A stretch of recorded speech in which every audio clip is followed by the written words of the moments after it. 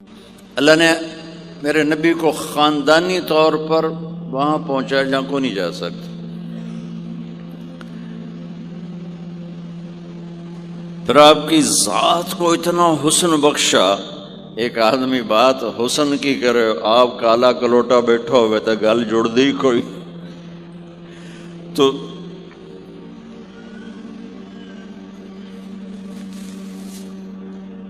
آپ تشریف لے جا رہے تھے ہجرت کر کے، تو راستے میں ایک رابغ ایک جگہ آتی ہے، وہاں بھوک لگی، پیاس لگی، وہ کھانے کا سامان تھا نہیں، تو ایک بڑھیا عورت کا خیمہ دیکھا.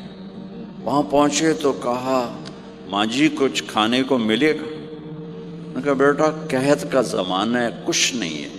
تو ایک مریل بکری کھڑی تھی، وہاں بالکل چمڑا تھے ہڈی. ہم نے کہا میں اس سے دودھ نکال لوں؟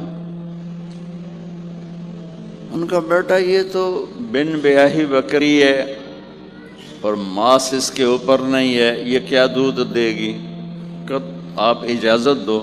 ان کا لہلا چونکہ غیر فطری کام ہو رہا تھا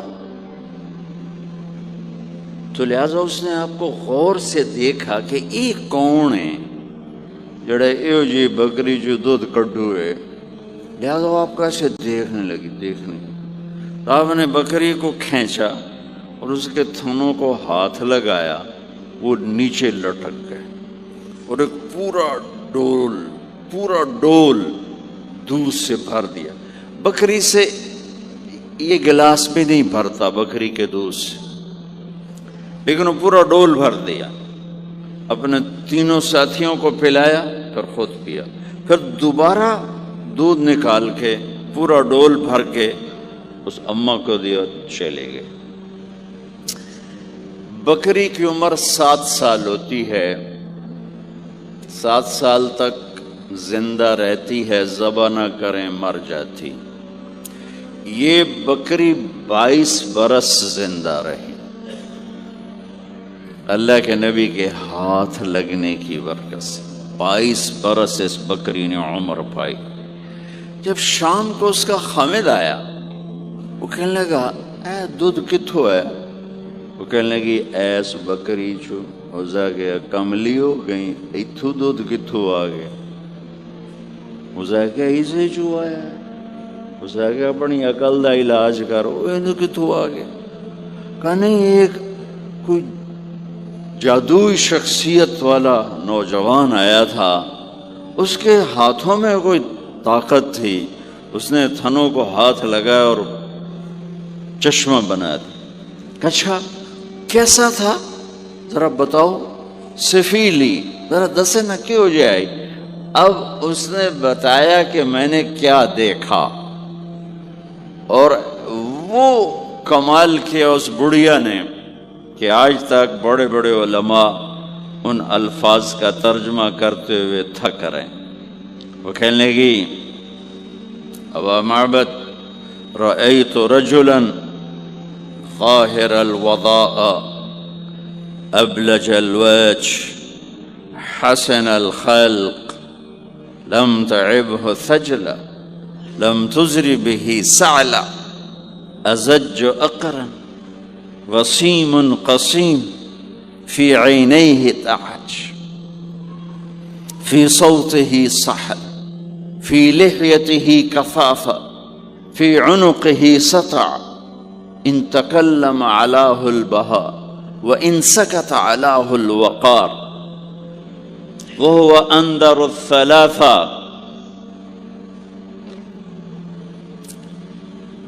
مجھے بھی ہمیشہ اس کے ترجمے میں تھکنا ہی پڑتا ہے، لیکن مجھے اس کی بڑی ایک تعبیر اللہ نے سجائی. کہنے لگے میں اس کا ترجمہ یوں کرتا ہوں، کہنے لگے ابو معبد میں تمہیں کیا بتاؤں، میں نے ایسا انسان دیکھا مجھے لگا جیسے 14ویں کا چاندی کپڑے پہن کے زمین پہ آ گیا. تو مجھے یوں لگے 14ویں کا چاندی زمین پہ کپڑے پہن کے اتر آیا. کیا حسن تھا، کیا جمال تھا. کیا خوبصورت بھویں تھیں، کیسا ماتھا چوڑا تھا، آنکھیں کیسی حسین تھیں. ادعج اشکل احور اہدب اکہل انجل ابرج. میرے نبی کی آنکھوں کے بارے میں 7 الفاظ آتے ہیں، 7 جو میں نے ابھی دہرائے، اور ان 7 کا ایک ترجمہ ہے کہ کائنات میں ایسی آنکھ اللہ نے کسی کو نہیں عطا فرمائی، ایسی خوبصورت آنکھیں اللہ نے عطا فرمائی آپ کو. کہ آواز میں جادو تھا، آواز میں جادو تھا، آواز دل کو پکڑتی تھی. گردن لمبی خوبصورت تھی، چہرہ 14ویں کے چاند کی طرح چمکتا تھا، اور براق الثنایا، دانت ایسے خوبصورت تھے، مسکراتے تھے تو دانتوں سے نور نکلتا دکھائی دیتا تھا. جو بولتے تھے تو نور چھا جاتا تھا، چپ ہوتے تھے وقار چھا جاتا تھا. خوبصورت سیاہ کالے بال تھے، نیم گھنگریالے بال تھے، پیٹ نہیں نکلا ہوا تھا، بال نہیں اڑے ہوئے تھے، سیدھا وجود تھا، سیدھا. کتنے ہمارے معاشرے کے لوگ ہیں، آپ سجے پاسے بیٹھے ہوں جن پیٹ کھبے پاسے گئے ہوں، پیٹ کھبے پاسے ہوں آپ سجے پاسے ہوں. تو اللہ نے کھانا حلال حرام بند کیا ہے، حلال کھاؤ. حلال کا بھی طریقہ سکھایا کہ ماج بنتے نہ کھاؤ، بندہ بنتے کھاؤ. اتنا نہ کھاؤ کہ چربیاں چڑھ جائیں. زیادہ کھانا انسانیت نہیں، کم کھانا انسانیت. بیچ میں بات آ گئی کہہ رہا ہوں. میرے نبی نے کہا سب سے بدترین برتن جسے انسان بھرتا ہے اس کا پیٹ ہے. سب سے بدترین برتن جسے انسان بھرتا ہے اس کا پیٹ ہے. اور اگر تم نے کھانا ہی ہے اور تم کہتے ہو نہیں میں نے کھانا ہی ہے تو 3 حصے کرو، ایک غذا کے لیے، ایک پانی کے لیے اور ایک ہوا کے لیے. ایک حصہ چھوڑو، ساری زندگی بیماری نہیں آئے گی. لیکن یہاں تک کھانے کے بعد پھر ڈاکٹروں کی چاندی نہیں ہوگی تو اور کیا ہوگا. جب تک یہ بیکریاں ہیں، یہ کولڈ ڈرنکس ہیں اور یہ فاسٹ فوڈز ہیں، صحت مند کوئی نہیں ہوگا. بھوکے رہنے میں اللہ نے صحت رکھی، کھا کھا کے تباہی پھیر دیتے. میٹھا کھانے سے شوگر نہیں ہو رہی، زیادہ کھانے سے شوگر ہو رہی، دبا کے کھانے سے شوگر ہو رہی. اللہ میرے نبی نے کھانے کا طریقہ بھی بتایا، کھانے کی چیزیں بھی بتائیں، کھانے کا طریقہ بھی بتایا، کھانے کے آداب بھی بتائے. کہنے لگی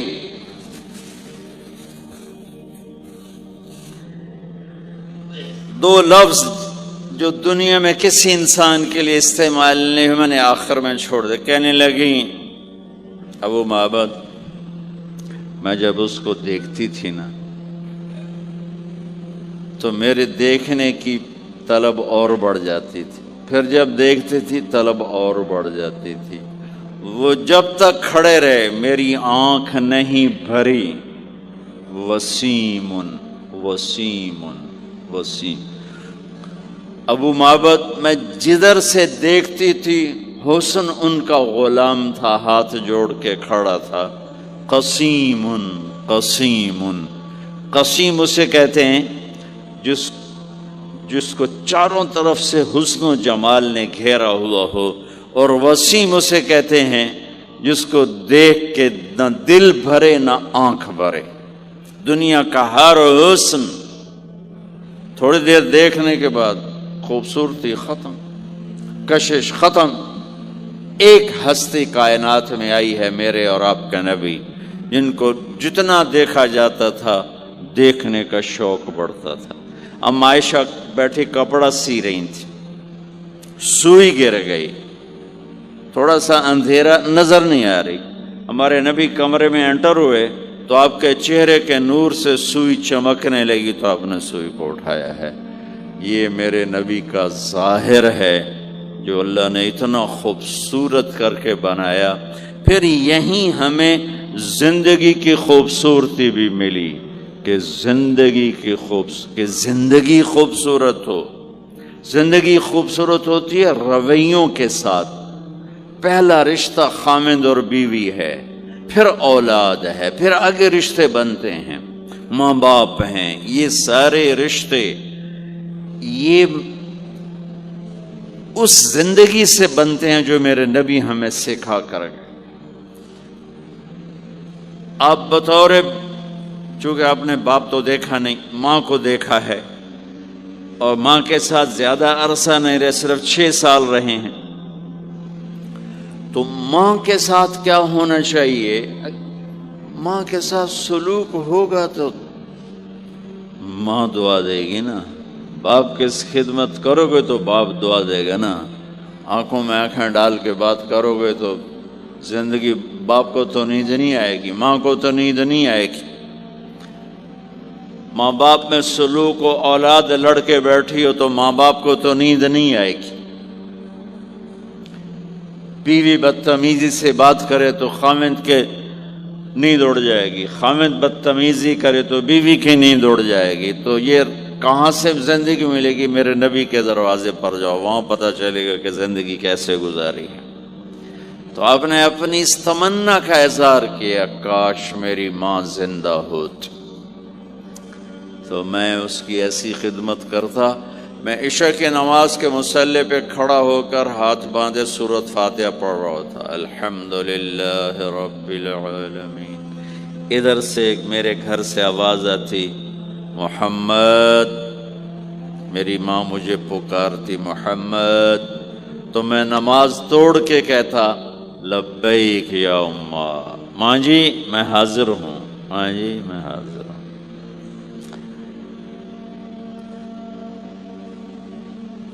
زندگی کو خوبصورت بنانے کا ماں باپ کے لیے طریقہ کہ اولاد ماں باپ کی آنکھوں کی ٹھنڈک بنے۔ یہ بچے ہمارا سب سے قیمتی سرمایہ، اور انہی پر سب سے بڑا ظلم ہوتا ہے۔ سب سے بڑا ظلم ہے آج کے ماں باپ کا 3 سال کے بچے کو اسکول ڈالنا، سب سے بڑا ظلم ہے۔ وہ روتا ہوا جاتا ہے، روتا ہوا آتا ہے، اور ماں باپ سے اس کی محبت کی تار کٹتے جاتے ہیں، کٹتے جاتے ہیں، کٹتے جاتے ہیں۔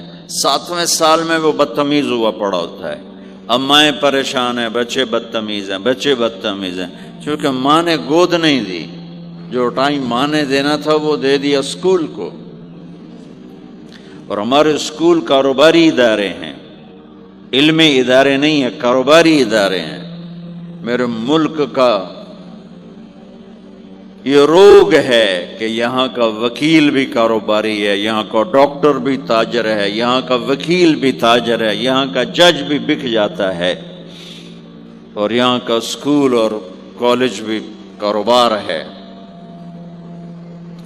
3 سال کا بچہ جب ماں باپ سے دور ہوتا ہے، روتا ہوا جاتا، روتا ہوا آتا، تو وہ ماں باپ سے دور ہو جاتا ہے، اس کے اندر نفرت پیدا ہونی شروع ہو جاتی۔ سر اٹھا، جو ہی وہ سر نکالتا ہے تو وہ ماں باپ کا نافرمان ہو جاتا ہے، بدتمیزی کرتا ہے، لڑتا ہے، جھگڑتا ہے، کیونکہ ماں اور باپ نے ٹائم نہیں دیا۔ اور پھر اس موبائل نے ہماری زندگی، گھر کی زندگی تباہ کر دی ہے کہ بچہ آ کر ماں سے بات کرتا ہے، ماں موبائل کو دیکھ کے بچے سے بات کر رہی ہوتی، وہ باپ سے بات کرتا ہے، وہ اپنے موبائل میں اور بچے سے بات کرتا ہے۔ یہ اس بچے کی عزت کو ذبح کر دینے والی بات۔ آنکھ سے آنکھ ملانا عزت دینا ہے۔ میرے نبی پاک صلی اللہ تعالی علیہ وسلم کی طرف جب کوئی آپ کو بلاتا نا یا رسول اللہ آپ سے، تو مثلا یہ ہماری مجلس ہے، ادھر بھی لوگ ہیں، ادھر بھی لوگ ہیں، اب مجھے کوئی ادھر سے بلائے تو میری تو اتنی گردن مڑے گی، کوئی ادھر سے بلائے میری اتنی گردن مڑے گی، لیکن میرے نبی پاک صلی اللہ علیہ وسلم کو ادھر سے جب کوئی آواز دیتا یا رسول اللہ، تو اب یوں نہیں کرتے تھے ہاں جی دسو کی گل ہے، اب پورا یوں کرتے تھے ایسے۔ بولو میرے بھائی کیا بات ہے، سبحان اللہ۔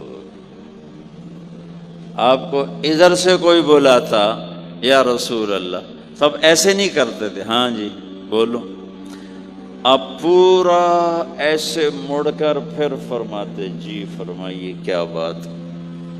اب عام لوگوں کے ساتھ یہ فرماتے تھے،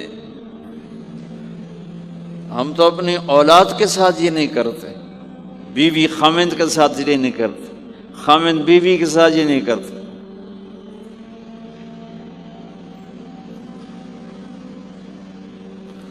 تو وہ ایک گیپ پیدا ہو جاتا ہے، ایک فاصلہ پیدا ہو جاتا ہے۔ تو میرے نبی نے بتایا کہ ماں باپ کے ساتھ کیا کرنا ہے،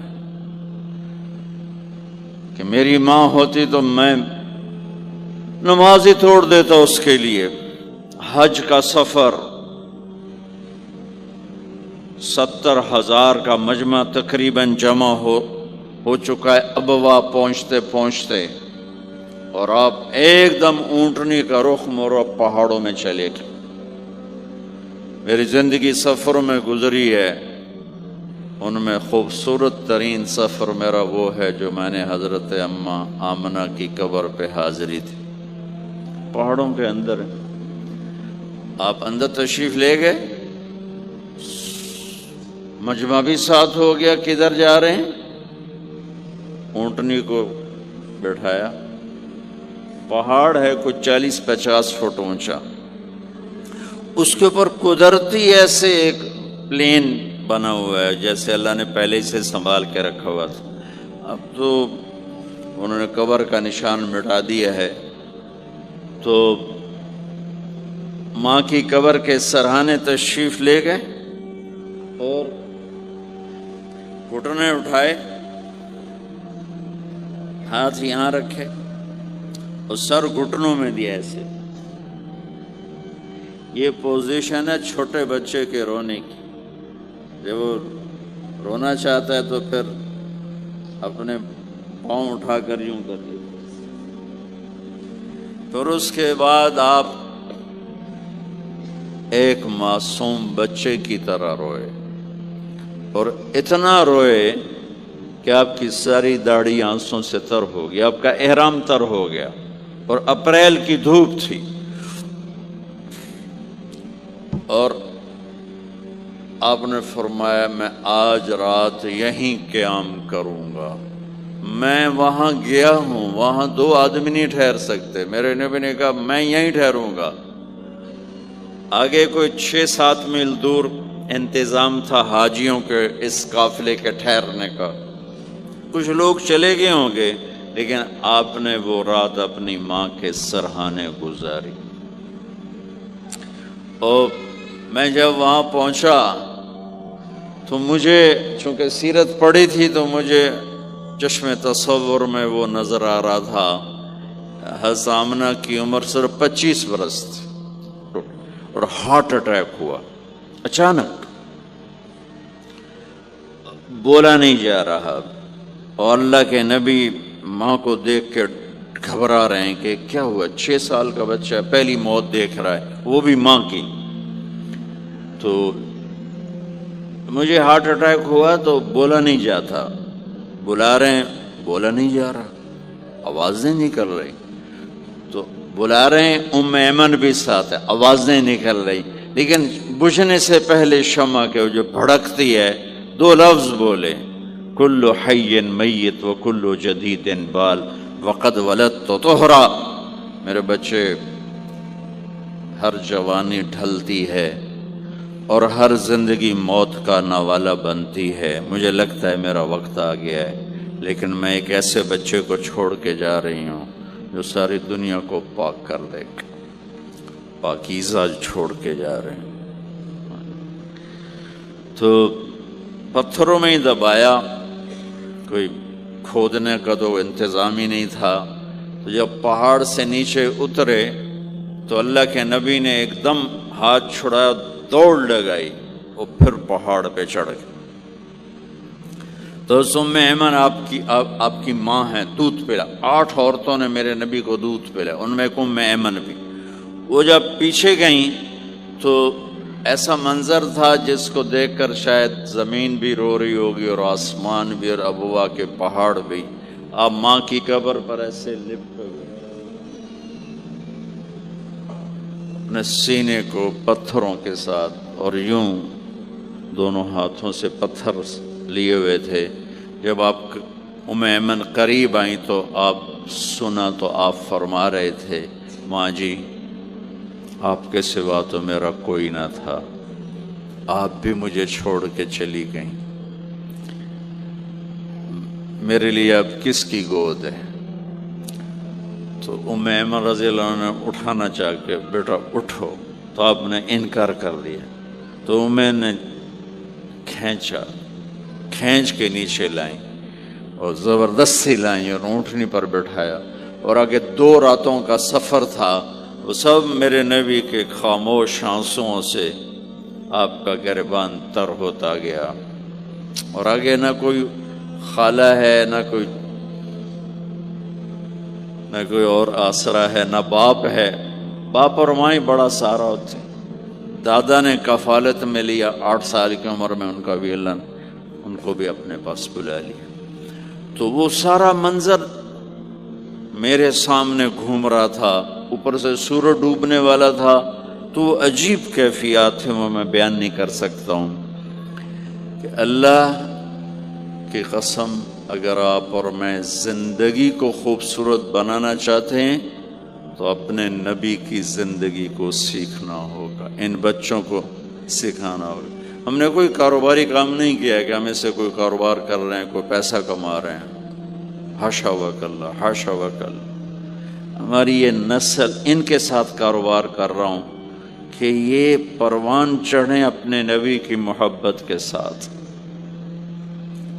یہ پروان چڑھیں اپنے حبیب کے نقش قدم پر چلنے کے ساتھ۔ ان کے اندر اللہ اس کے نبی کی محبت ہر بچے بچی کے اندر اللہ نے اپنے اور اپنے حبیب کی چپ ڈال دی، اس کو نکالا ہی نہیں جا سکتا۔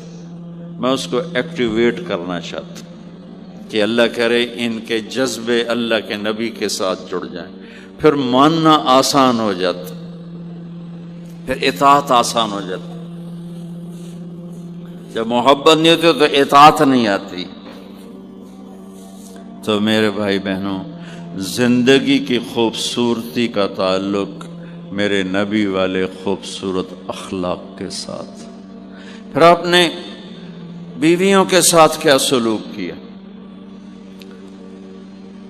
2 مہینے چولہا نہیں جلتا، 2 مہینے کھانے کو کچھ نہیں ملتا، اور ہر بیگم قربان ہے، فدا ہے۔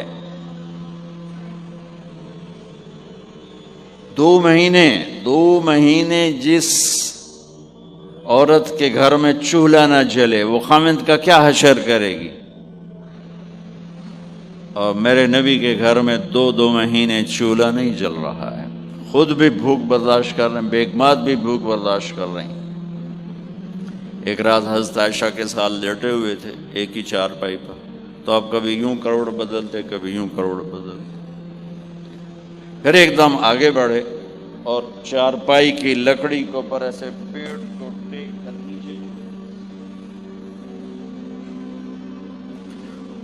نیچے جھک گئے۔ تو عائشہ اٹھ کے بیٹھ گئیں، یا رسول اللہ کیا ہوا؟ آپ سیدھے ہو کر فرمایا، عائشہ بھوک بڑی لگی۔ جس کے ہاتھ میں جنت کی چابی ہو، جو میرے نبی کا، میرے اللہ کا محبوب اور حبیب ہو، جس سے پردے ہٹا کر میرا رب کلام کر چکا ہو، جسے قاب قوسین او ادنیٰ کا مقام دے چکا ہو، اور جس سے آگے مقام محمود پر بٹھانے والا ہو، اور جس کی شفاعت سے جنت کا دروازہ کھلنے والا ہو۔ عائشہ بھوک بڑی لگی تو عائشہ رونے لگی کہ یا رسول اللہ آپ اللہ سے بات کیوں نہیں کرتے ہیں؟ کہ نہیں عائشہ، اسی بھوک میں اللہ سے ملوں گا، مجھ سے پہلے جو نبی میرے ساتھی تھے وہ بھی اسی طرح چلے گئے، میں بھی ایسے ہی چلا جاؤں گا۔ اور اس کے باوجود بیویاں قربان ہو رہی ہیں، فدا ہو رہی ہیں۔ کس چیز نے باندھا ہوا تھا؟ میرے نبی کے سلوک نے، میرے نبی کے اخلاق نے۔ اللہ کی قسم، میرے نبی کی شادیاں شوق کی شادیاں نہیں تھی۔ ایک حدیث سناتا ہوں، ما تزوجت وما زوجت الا بوحی من السماء نزل به جبریل۔ سن لو لوگو، میں نے جہاں شادی کی، میں نے جہاں بیٹی دی، پہلے آسمان سے وحی آئی، جبریل لے کر آئے، پھر میں نے شادی کی۔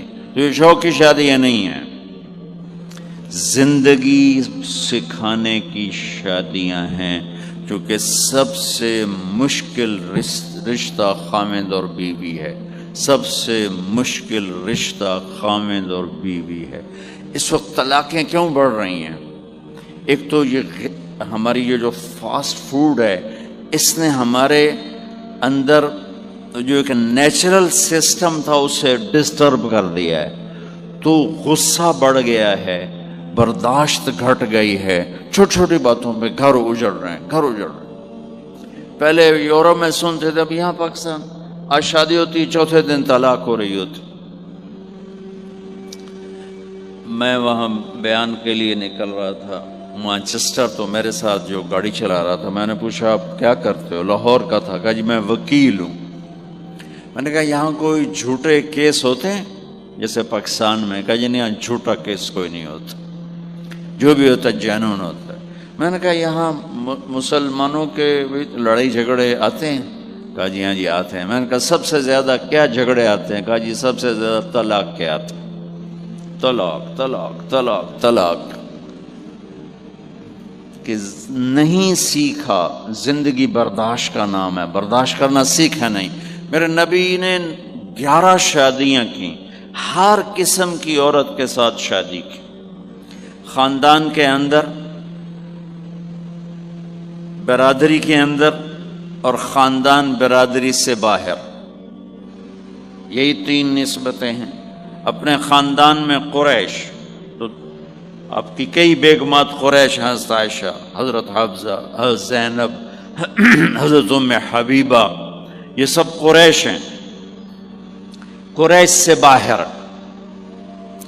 حضرت میمونہ، حضرت جویریہ، یہ قریش سے باہر ہے، برادری۔ پھر برادری سے بھی باہر شادی کی، یہود، حضرت صفیہ یہودی کی بیٹی ہیں، ان کے ساتھ شادی کی۔ ہر نسل سے شادی کی، اوپر والے کا نظام ہے۔ اپنے سے مالدار حضرت خدیجہ، اپنے برابر ام سلمہ، ام حبیبہ، اپنے سے کم فخر میں جویریہ، صفیہ، اپنے سے غربت کے ساتھ۔ عمر سے بڑی کے ساتھ شادی کی، حضرت خدیجہ۔ ہم عمر کے ساتھ شادی کی، حضرت سودا۔ عمر سے کم سے شادی کی، حضرت عائشہ۔ بیوہ سے شادی کی، حضرت خدیجہ۔ مطلقہ سے شادی کی، حضرت زینب۔ کماری سے شادی کی، حضرت عائشہ۔ جتنی بھی نسبتیں کسی عورت کی بن سکتی ہیں، ان سب میں اللہ نے آپ کو استعمال کر کے زندگی گزارنے کا طریقہ سکھایا۔ تیز مزاج کے ساتھ شادی کی، حضرت حفصہ رضی اللہ تعالیٰ عنہ، مزاج میں تیزی تھی۔ حضرت عمر رضی اللہ تعالیٰ عنہ کی بیٹی، مزاج میں شدت تھی، زندگی گزار کے دکھایا۔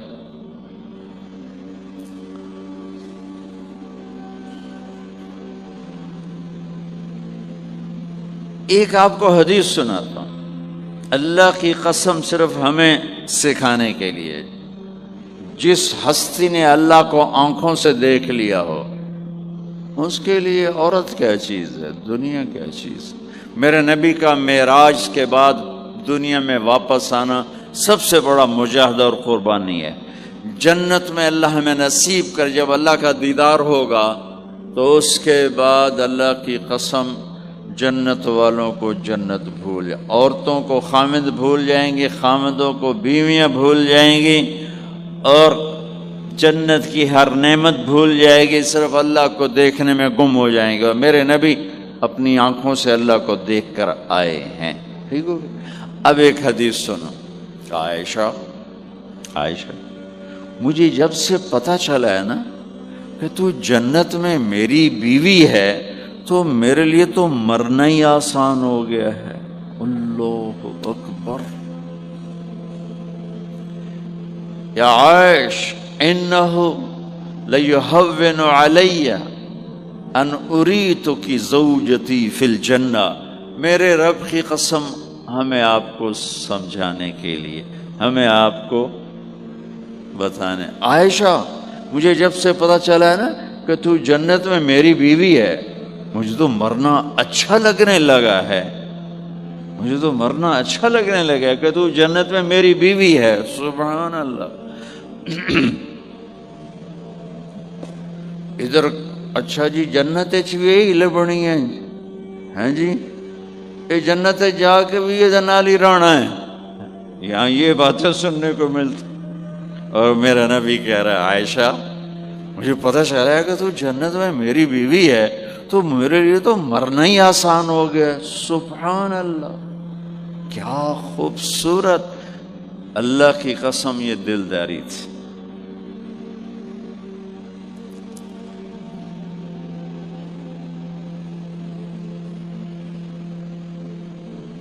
سب سے مشکل رشتہ خامد اور بیوی ہے۔ سینکڑوں آیات اس کے لیے اللہ نے اتاری، ماں باپ کے لیے چند آیات، اولاد کے لیے چند آیات، بہن بھائیوں کے لیے چند آیات ہے، خامد اور بیوی کے لیے قرآن پڑھا پڑا ہے، پوری سورت اتاری ہے، اور سینکڑوں آیات اتاری۔ چونکہ ایک اس رشتے کی اہمیت، ایک اس کی نزاکت اور کمزوری کہ کوئی رشتہ ٹوٹتا نہیں سوائے خامد اور بیوی کے۔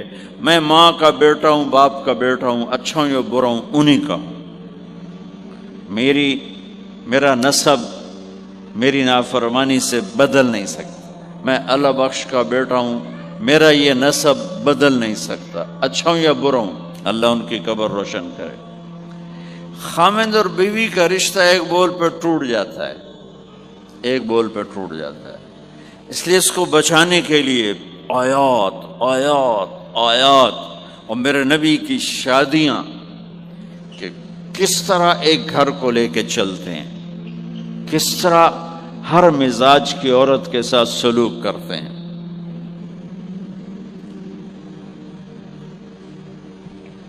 جہاد کا سفر، کاروباری سفر نہیں، میرے نبی کا، اور چلنے لگے، اعلان ہوا کوچ کرو، سب نے سواریاں کس لیں، سامان کس لیا، یوں چلنے کا حکم ہو رہا ہے۔ اور حضرت عائشہ رضی اللہ نے اپنا یوں دیکھا، اونٹنی پہ بیٹھ گئی تھیں، ہار کوئی نہیں۔ یا رسول اللہ میرا تو ہار کوئی نہیں، میرا ہار گم ہو گیا ہے، میرا ہار تلاش کریں، ہم پھر چلیں گے۔ تو میرے نبی کہتے تو وڈی آئی نواب زادی، میں جہاد تے بہ جانا تینوں ہار دی پائے گی، چل اگو لگ۔ میرے نبی نے کہا چلو بھائی عائشہ کا ہار تلاش کرو۔ اللہ کی قسم میں جب یہ واقعات پڑھتا ہوں یا سناتا ہوں میں خود حیرت میں ڈوبا ہوتا ہوں کہ کیا کر دیا میرے نبی نے۔ جہاد کا سفر، اور میرے نبی کا ہار تلاش کرو بھائی، اب سارے ہار تلاش کر رہے ہیں۔ کچھ دن چھپ گیا اور ہار کی تلاش تو بند ہو گئی اور سفر بھی بند، چونکہ اندھیرے میں کہاں جائیں گے۔ اور آپ کے ماتھے پہ شکن، عائشہ تیری وجہ سے ساری مصیبتیں۔ اللہ دے بندی تو ہار دے مگر پہ گئی، کیڑی گل ہے ہار دی؟ ایک لفظ نہیں فرمایا، سارے قافلے نے قیام کیا۔ عشاء تک تو پانی تھا وضو کا، پانی ختم ہو گیا، عشاء مغرب عشاء پڑی کٹھی تو پانی ختم ہو گیا۔ اب پانی ختم ہو گیا تو فجر کی نماز آ رہی ہے، پانی کوئی نہیں ہے، تو سارے صحابہ نے ابو بکر پہ چڑھائی کی، اے ویکھے تیری دھی دے مگر ساڑے نال کی بنی، ہن اسی نماز کی میں پڑھنی ہے، پانی تو ہے نہیں تو وضو کی میں کرنا ہے۔ ابو بکر کو غصہ چڑھا، اس ایک دم، وہ تو باپ تھے، وہ گھس گئے خیمے میں۔ آگے دیکھا تو اللہ کے نبی اما عائشہ کی گود میں سر رکھ کے سوئے ہوئے تھے، اور اماں جی ایسے بیٹھی تھی، آپ کو سارا دیکھ رہی ہوں۔ اب بولیں تو خطرہ ہے آنکھ کھل جائے گی، اور غصہ بھی چڑھا ہوا ہے، باپ بھی ہیں، تو اب مجھے دیکھو کیا کر رہے تھے۔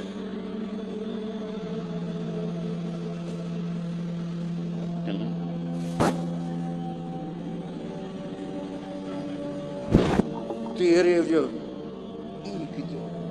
پھر یوں ماری زور سے انگلی بیٹی کے نا یہاں، پہلے یوں کرتے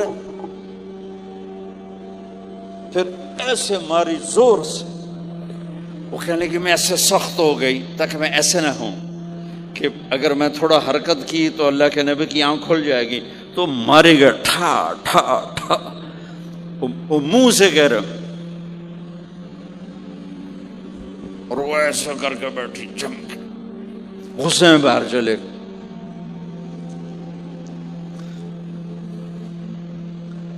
اب آپ کی آنکھ کھلی فجر پر، تو عائشہ نے کہا یا رسول اللہ وہ تو باہر تو بڑا مسئلہ ہو گیا ہے، پانی کوئی نہیں ہے اور نماز کا وقت ہو گیا ہے، وضو کیسے کریں؟ سبحان اللہ، اللہ نے قانون بدل دیا، دنیا میں پہلی دفعہ ہونے لگا ہے۔ 1,24,000 نبی آئے، پانی نالی وضو ہو سکتا ہے، اس سے علاوہ نہیں ہو سکتا۔ میرے اللہ نے قرآن اتارا فَإِن لَّمْ تَجِدُوا مَاءً فَتَيَمَّمُوا صَعِيدًا طَيِّبًا فَامْسَحُوا بِوُجُوهِكُمْ وَأَيْدِيكُمْ مِنْهُ۔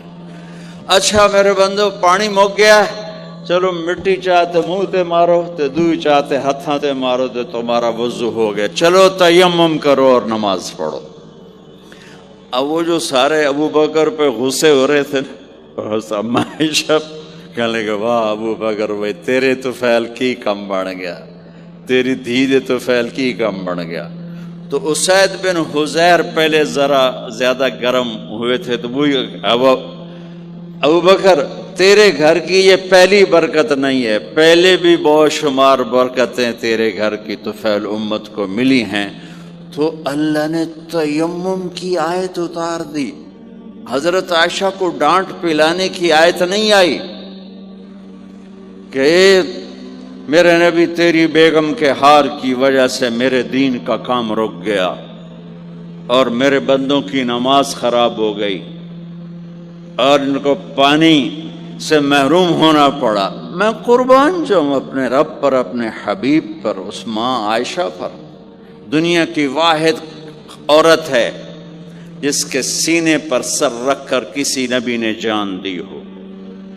1,24,000 نبیوں میں سے کوئی نہیں ہے جس کا سر بیگم کے سینے اور ٹھوڑی کے درمیان ہو اور اس کی جان اللہ نے نکالی ہو۔ واحد میرے آپ کے مات فی سحری و نحری، سحری و نحری، سحری و، کہ میرے چونکہ آپ ایسے بیٹھے تھی اور حبیب پاک آپ کے سینے پر یوں دراز تھے، نیم دراز اس طرح، اور آپ کا سر مبارک ٹھوڑی کے ساتھ لگ رہا تھا، ٹھوڑی کے ساتھ یہ جگہ یہاں لگ رہی تھی اور باقی یہاں تھی، آپ اس طرح۔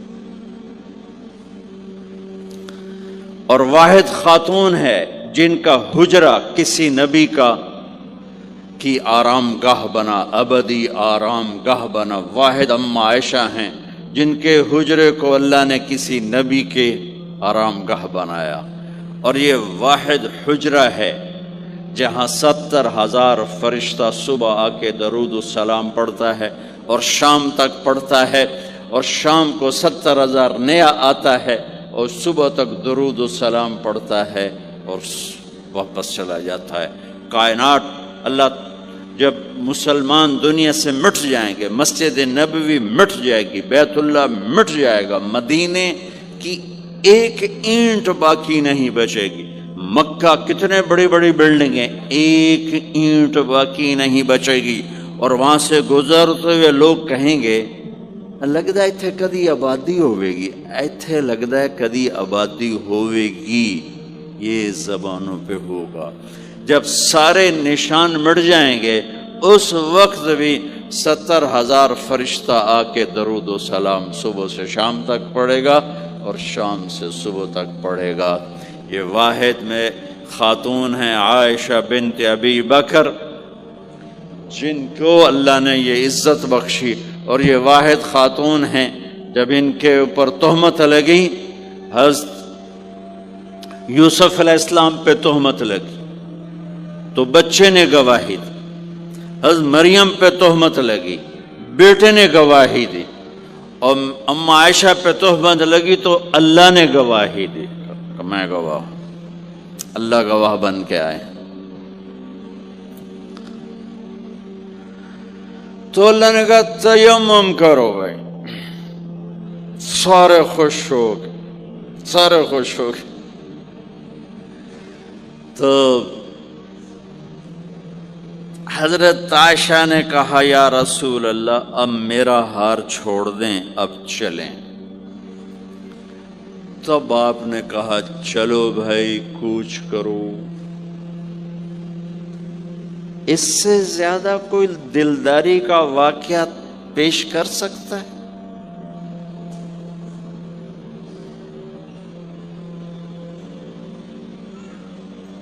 سبحان۔ اور جب اونٹنی کو اٹھایا گیا وہ ہار کا دھاگا ٹوٹا اور پھسل کے اونٹنی کے نیچے چلا گیا، وہ سارے کھبے سجے ویندے رہ گئے، ہار نیچے پڑا تھا۔ جب اونٹنی کو اٹھایا تو ہار نیچے سے نکلا تو صاحب نے کہا لے بھی عائشہ اے تیرا ہار بھی لب گیا۔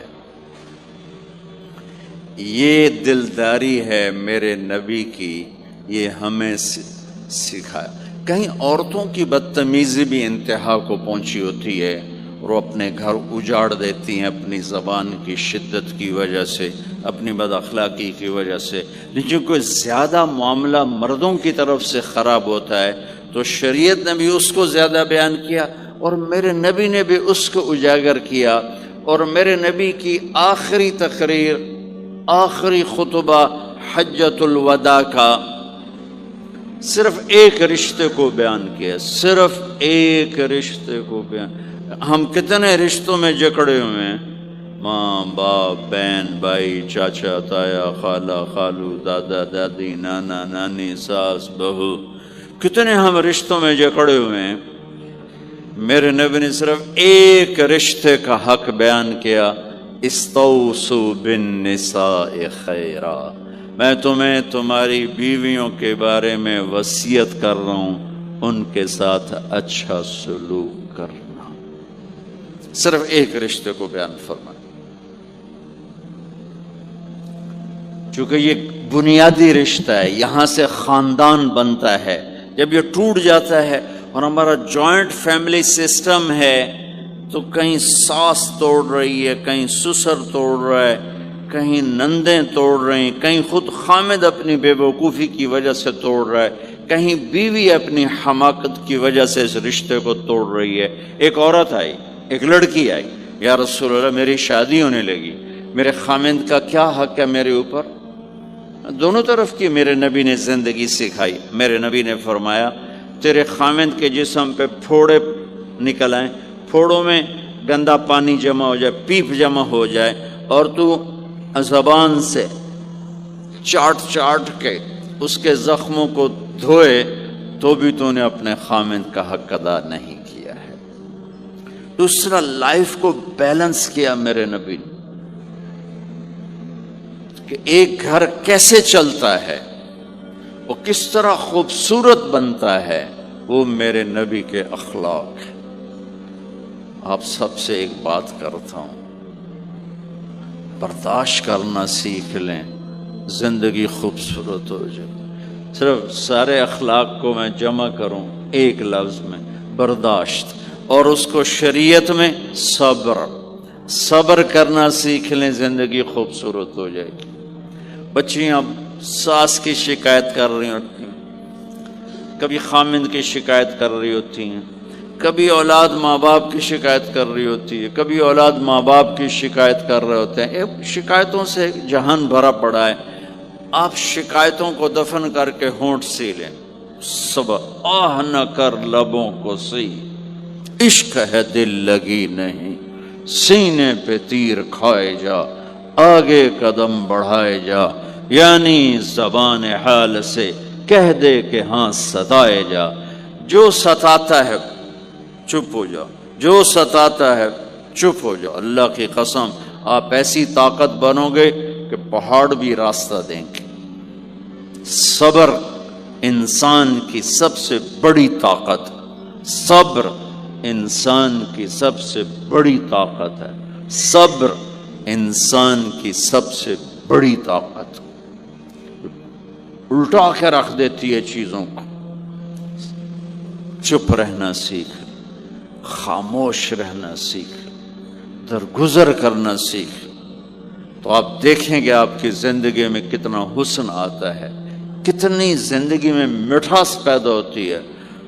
غصہ نکال دینا وقتی ایک راحت ہوتی ہے، اور پھر شرمندگی اور ندامت کے سوا کچھ نہیں ہوتا۔ اور پی جانا، سہ جانا، یہ آپ کو ایک عظیم و شان ہستی بنا دے گا۔ آپ کی دعائیں عرش سے جا ٹکرائیں گی۔ چپ رہنا ان بچوں کو سکھائیں، خاص طور پر اپنی بیٹیوں کو چپ رہنا سکھائیں کہ میں دکھ سے کہتا ہوں میرے دیس کا سسرالی معاشرہ ظالم ہے، ظالم ہے، ظالم ہے۔ اس میں نہ کوئی نمازی کی قید ہے، نہ بے نمازی کی، نہ دیندار کی، نہ بے دین کی، نہ کسی پردے والے گھر کی، نہ بے پرد گھر کی۔ سسرالی معاشرہ بہت ظالم ہے، بہت ظالم۔ جوائنٹ فیملی سسٹم عذاب بن چکا ہے، عذاب۔ پہلے ایک رحمت تھی یہ کہ سب کو اپنے حقوق حدود کا پتہ تھا، اب کسی کی زندگی میں دخل دینا یہ ہمارے اخلاق بن چکے ہیں، تو ہم اپنی زندگیوں کو خراب کر چکے، برباد کر چکے۔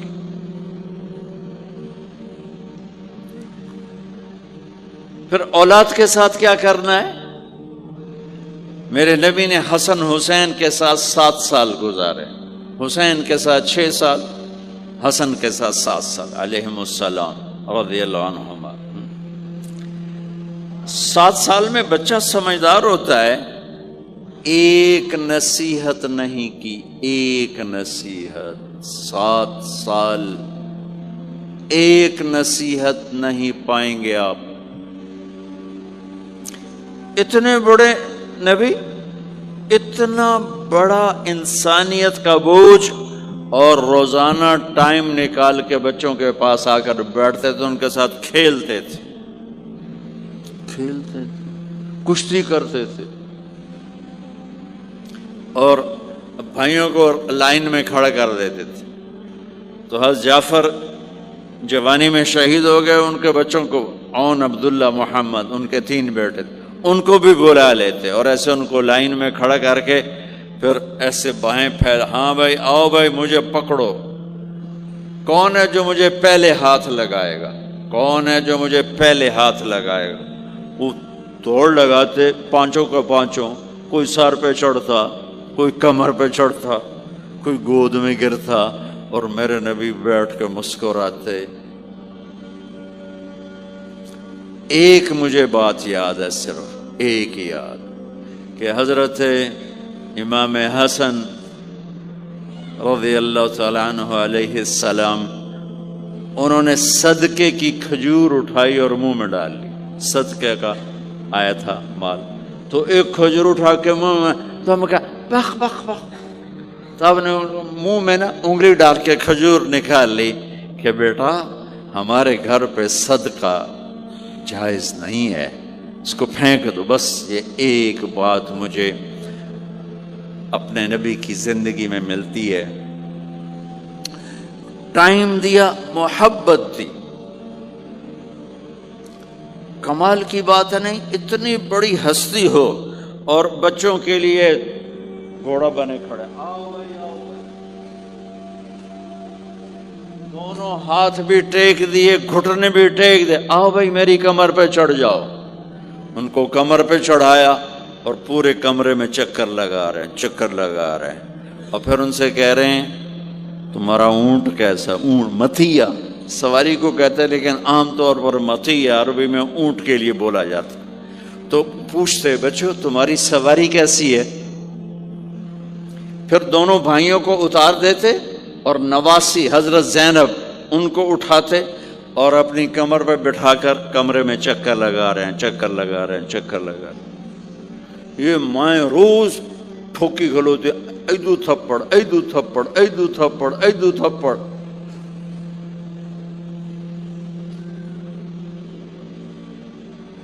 ساری مائیں سکول ماسٹر بنی ہوئی ہیں، بس ٹھوکی جاؤ، ڈنڈے ماری جاؤ. بس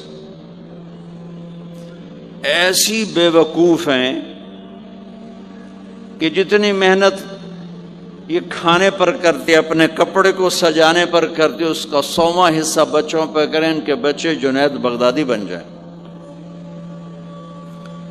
ایک سکول کے حوالے کیا 3 سال کی عمر، پھر ٹیوٹر کے آتے، ٹیوٹر کے حوالے، اکیڈمیوں کے حوالے پوچھو تو پوتر ان کے روبوٹ ان کدی یہیں بھجے جاندن، کدی یہیں بھجے جاندن، کدی یہیں بھجے جاندن. اے آیا کہ بی آیا؟ اے بھی سانو آ برباد کیتا ہے.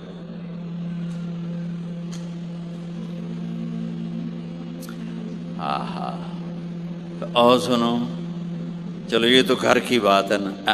ایک دفعہ حسن حسین کی کشتی کرواتے تھے، آؤ بھائی کشتی کرو بھائی.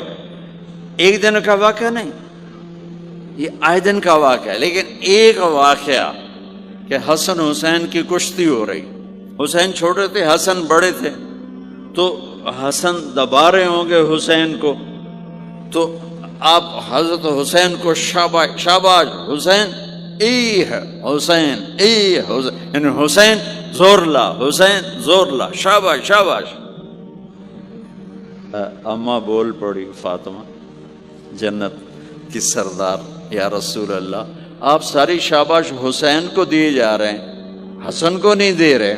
ہم نے کہا فاطمہ یہ جبریل میرے پاس کھڑا ہوا ہے، یہ بھی حسین کو شاباش دے رہا ہے، تو اس کے پیچھے میں بھی حسین کو شاباش دے رہا.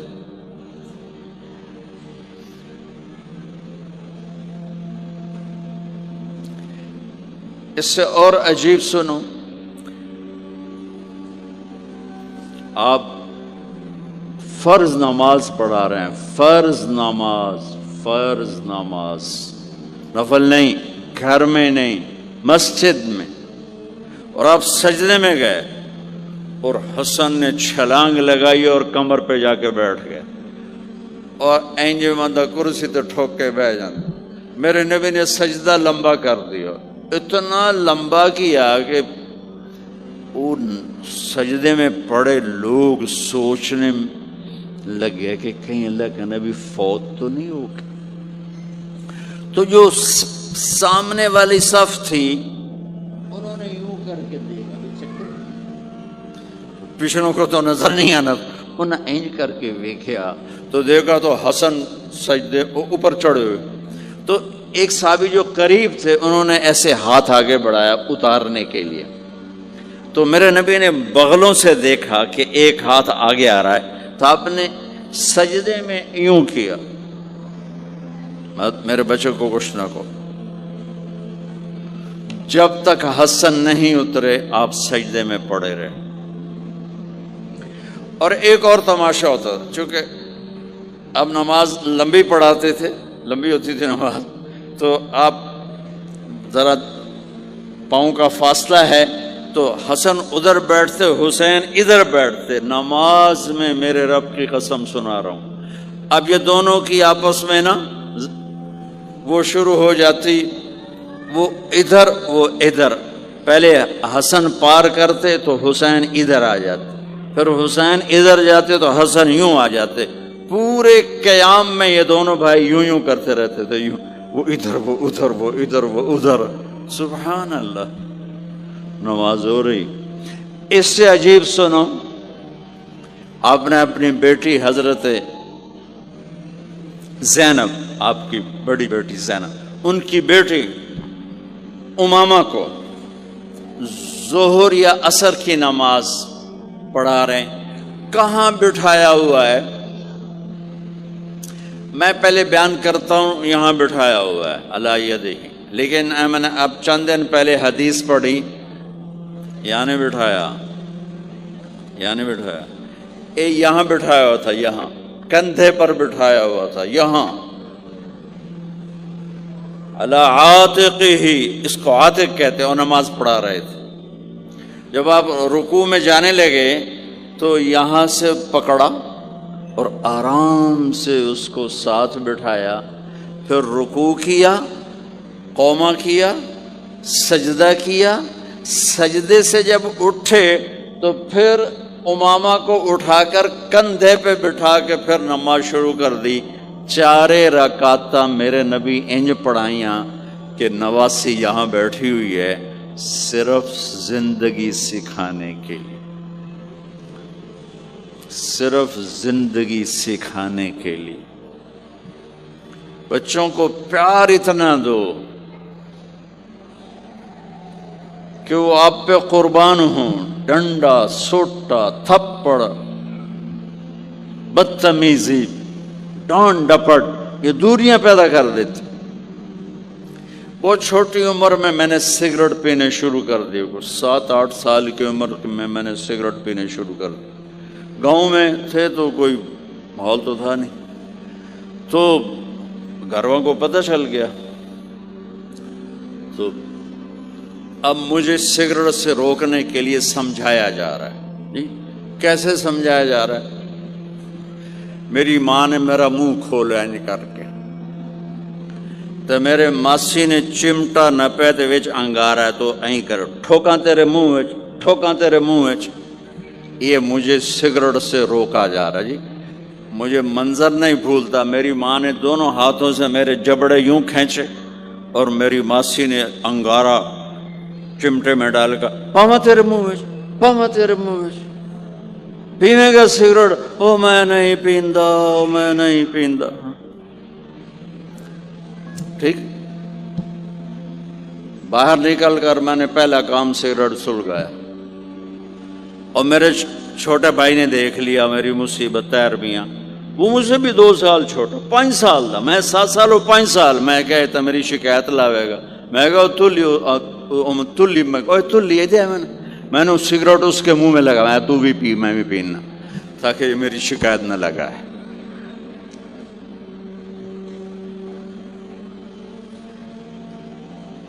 تو آج کے ماں باپ بڑے جاہل ہیں, ہم بڑے ایجوکیٹڈ ہیں, میں کہتا ہوں انتہائی جاہل ہیں, جنہیں بچے کو لے کے چلنا نہیں آتا, جنہیں رشتوں کی قدر نہیں. انہوں نے خاک پڑھا ہے, کاغذ کی ڈگریوں کو علم بنا کے پھرتے ہیں, جسے میرے نبی کی زندگی کا پتہ نہیں. اللہ کی قسم جانور سے بدتر ہے, جاہل ترین ہے جسے اپنے آقا کی زندگی کی خبر نہیں. حضرت حسن آپ کے پیٹ پر بیٹھے ہوئے, آپ ان کے ساتھ کھیل رہے ہیں. اچانک حسن نے پیشاب شروع کر دیا. مجھے یاد نہیں, میرے بچے بچیاں ماشاءاللہ, میں نے ان کو اٹھایا ہوا تھا اور مجھے پیشاب محسوس ہوا تو میں نے اسے بیٹھے رہنے دیا ہو. مجھے یاد, میں اسی وقت پیچھے یا منجی تے سٹے یا ہیٹھاں سٹے پیشاب اتنے کرتا الو جائے. ٹھیک, میرے نبی پاک صلی اللہ علیہ وسلم کے نواسے حسن آپ کے پیٹ پر بیٹھے تھے. پیڑ ننگا تھا تو آپ ان کے ساتھ کھیل رہے تھے تو انہیں پیشاب شروع کر دیا. میرے نبی ایسے بے حس و حرکت ہو کہ کہیں بچے میری حرکت سے بچے کا پیشاب نہ رک جائے تو آپ ایسے ہو تو پورا پیشاب کیا اور آپ ہلے نہیں.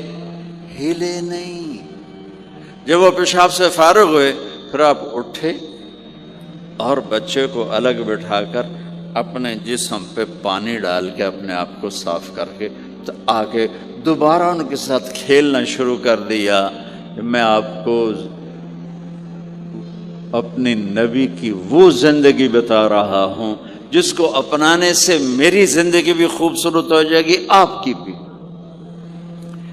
ہم فخر سے کہتے ہیں ہمارے نبی نے چاند کے 2 ٹکڑے کر دیے، معراج پہ آسمان چیر کے چلے گئے. یہ بہت بڑے معجزات ہیں، لیکن میرے نبی کا سب سے بڑا معجزہ ہے کہ ہمیں ایک خوبصورت زندگی سکھا کر گئے.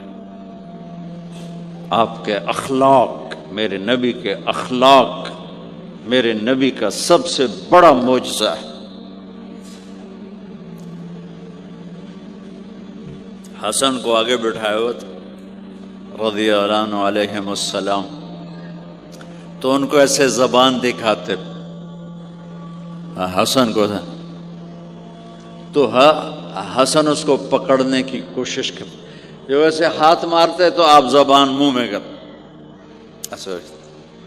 اچھا وہ ہنس پڑتے، بچے ہنس پڑتے، تو پھر اس کے بعد آپ یوں کرتے تو پھر حسن آگے ہاتھ مارتے، پھر آپ زبان منہ میں کر لیتے، پھر وہ کرتے ہنستے، پھر آپ چپ ہو جاتے. کتنی دیر آپ حسن کے ساتھ یہ کھیل کھیلتے رہے. اب گلی میں گزر رہے ہیں، بچے کھیل رہے تھے، بچوں میں حسین کھیل رہے تھے، تو آپ نے کہا پکڑو بھائی حسین کو، پکڑو بھائی. تو وہ آگے بھاگے تو آپ پیچھے جان بوجھ کے جیسے ہم کرتے ہیں وَجَعَلَ السَّبِيُّ يَلَعَبُ ہَا هُنَا وَہَا هُنَا، جب وہ ادھر جاتے تو آپ آگے ہو جاتے، وہ ادھر آتے آپ ادھر ہو جاتے. پوری گلی یہ تماشا دیکھ رہی ہے اور حسین کبھی آگے بھاگ رہے کبھی پیچھے بھاگ رہے، اور آپ جان بوجھ کے اس کو پکڑ نہیں رہے. ہاں پکڑو بھائی پکڑو بھائی پکڑو بھائی. اور وہ بڑے ہنس رہے ہیں کہ آج میرا نانا تو میں نے ناپ ہی نہیں سکتا. تو یہ تھوڑی دیر جب یہ کھیل چلتا رہا پھر آپ نے ان کو کہا یہ پکڑ لیا اور اٹھایا اور ہونٹ چومے اور ماتھا چوما، کہ حسین مجھ سے ہے میں حسین سے، حسین مجھ سے ہے میں حسین سے.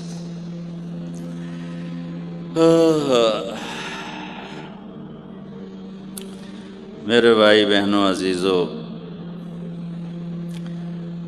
اسلام ہی تو خوبصورت زندگی سکھاتا ہے، وہی ہم نے بھولا دیا. کپڑے کیسے ہوں، ٹائی کیسی ہو، کوٹ کیسا ہو، گاڑی کیسی ہو، کھانا کیسا ہو، لباس کیسا ہو، سواری کیسی ہو، گھر کیسا ہو، ڈرائنگ روم کیسا ہو، میچنگ کیسے ہو، بھلا اس کو زندگی تھوڑا ہی کہتے. تو آپ سب سے کہتا ہوں کہ اپنے نبی کی زندگی اور سیرت کو پڑھیں، اس کو سیکھیں. یہ تبلیغ کا کام ایک عملی محنت ہے، سیکھنے. ان بچوں پر محنت کر رہے ہیں کہ اللہ کرے یہ پروان چڑھے تو ان کے اندر اللہ اس کے رسول کا پیار ہو، تو پھر یہ خود ہی چلنا شروع کریں گے. یہ میں نے سیرت کی چند جھلکیاں، چونکہ آپ پوری فیملیز بیٹھی ہوئی ہیں اور فیملیز کے رشتوں میں ماں کا رشتہ، باپ کا رشتہ، بیوی کا رشتہ، خاوند کا رشتہ، اولاد کا رشتہ، یہ چند بڑے رشتے ہیں. اسی کو میں نے آپ کے سامنے پیش کر دیا ہے کہ اس کو سیکھنا پڑتا ہے، اس کے لیے اپنے ذات سے لڑنا پڑتا ہے، تب جا کر زندگی میں حسن اور کمال پیدا ہوتا ہے. میری بات یاد رکھیے گا، کبھی زندگی کو خوبصورتی چیزوں سے نہیں ملتی، زندگی کی خوبصورتی میرے نبی والے پیارے اخلاق کے ساتھ. جس کو یہ مل گئے اس کے گھر میں 14ویں کا چاند ہر وقت چمکے گا. اور نصف النہار کا سورج ہر وقت چمکے گا. جس کے اخلاق بگڑ گئے ان کی دن بھی رات بن جائیں گے اور رات بھی رات بن جائے گی. اللہ اس نسل کو آپ کی آنکھوں اور ہماری آنکھوں کی ٹھنڈک بنائے اور ایسے ہماری اس محنت کو قبول فرمائے. کر کر یاد سجਣ ਨੂੰ ਖਾਂਦੇ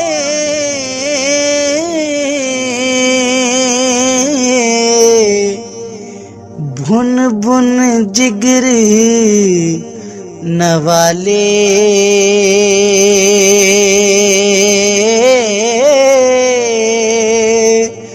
شربت وانگ پیارے ہتھوں پیون زہر پیالے شربت وانگ پیارے ہتھوں پیون زہر پیالے.